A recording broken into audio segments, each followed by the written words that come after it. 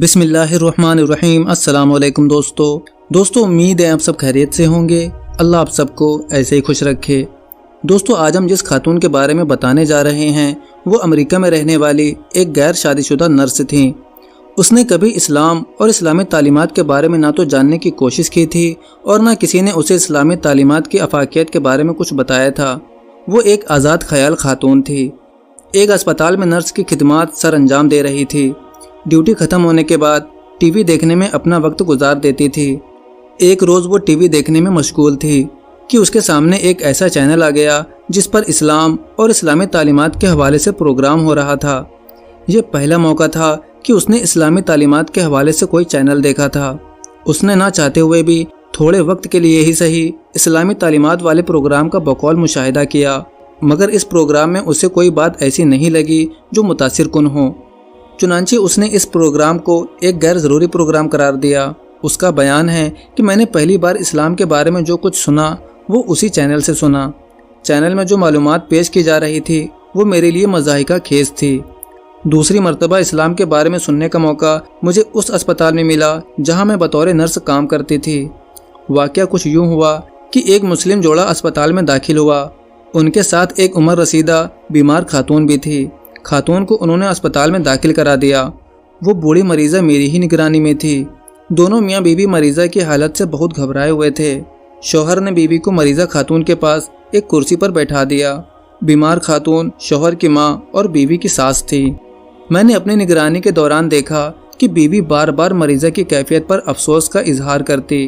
اس کی آنکھوں میں آنسو رکنے کا نام ہی نہیں لے رہے تھے۔ مجھے اس بوڑھی مریضہ پر اس قدر آنسو بہانا فضول محسوس ہو رہا تھا۔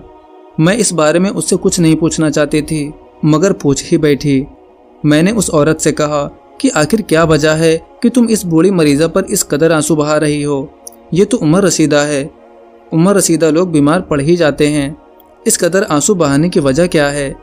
تو اس عورت نے روتے ہوئے جواب دیا کہ میں اپنے شوہر کے ساتھ ساس کے علاج کے لیے بیرون ملک سے یہاں آئی ہوں۔ میرا شوہر اندرون ملک علاج کراتا رہا۔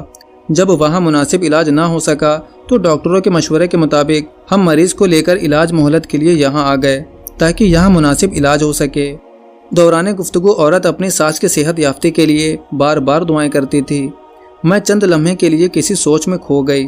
میں دل ہی دل میں کہہ رہی تھی کہ اس عورت کو دیکھو جو اپنے شوہر کے ساتھ اس کی ماں کے علاج کے لیے بیرون ملک آئی ہے اور ساس کی اس قدر خدمت گزار ہے۔ ہم نے تو کبھی اپنی ماں کی خدمت کے لیے سوچا بھی نہیں۔ 4 ماہ ہو گئے، میں نے اپنی ماں سے ملاقات تو دور اس کی خیریت معلوم کرنے کی بھی زحمت نہیں کی، بلکہ آج بھی میرے دل میں اپنی ماں سے ملاقات کا کوئی ارادہ نہیں ہے۔ اپنی سگی ماں کے ساتھ میرا یہ برتاؤ ہے۔ بھلا شوہر کی ماں ہوتی تو میں کہاں تک اس کی خدمت کر سکتی تھی؟ ان دونوں میاں بیوی کا ماں اور ساس کے ساتھ حسن سلوک دیکھ کر میں حیرت زدہ تھی۔ مجھے اس بات سے بھی بڑا تعجب ہوا کہ بھلا یہ مریضہ خاتون جس نے زندگی کے دن پورے کر لیے ہیں اور اب اس کے مرنے کا وقت قریب پہنچا ہے، تو بھلا ایسی صورت میں کون سا ایسا جذبہ ہے جس نے اس جوڑے کو مجبور کیا کہ بیرونی ملک علاج کے لیے جائے، جبکہ علاج بھی خاصا مہنگا ہے۔ میں اپنی ماں کے ساتھ اپنے سلوک اور امریکیوں کا اپنی ماؤں کے بارے میں جو ناروا سلوک دیکھتی تھی اس پر میں بار بار غور کرتی تھی۔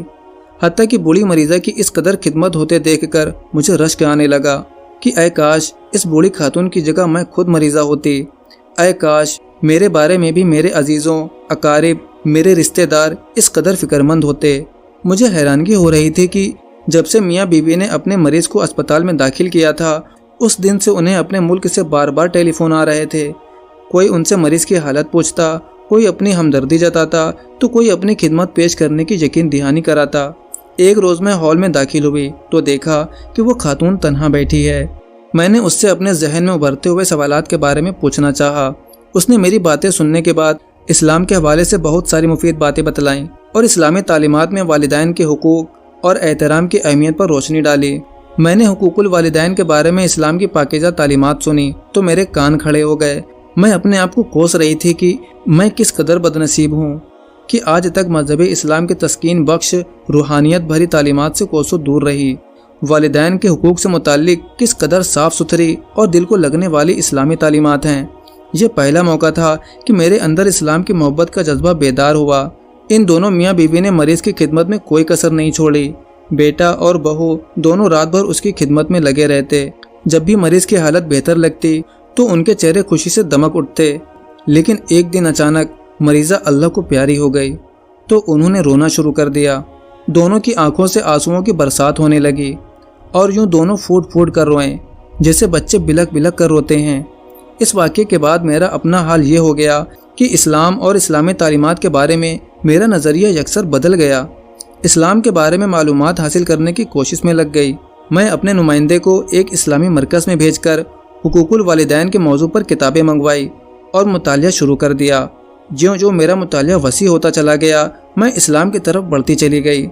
والدین کے حقوق کے حوالے سے جب میں کتابوں کے مطالعے میں مصروف ہوتی تو میں خود کو ایک بوڑھی ماں کا خیال کرتی اور تصوراتی دنیا میں چلی جاتی۔ مجھے محسوس ہوتا تھا کہ میں ایک عمر رسیدہ ماں ہوں اور میرے آس پاس میرے بچے ہیں جو میری بے انتہا خدمت کر رہے ہیں اور مجھ سے اپنی ہمدردی اور محبت کا اظہار کر رہے ہیں۔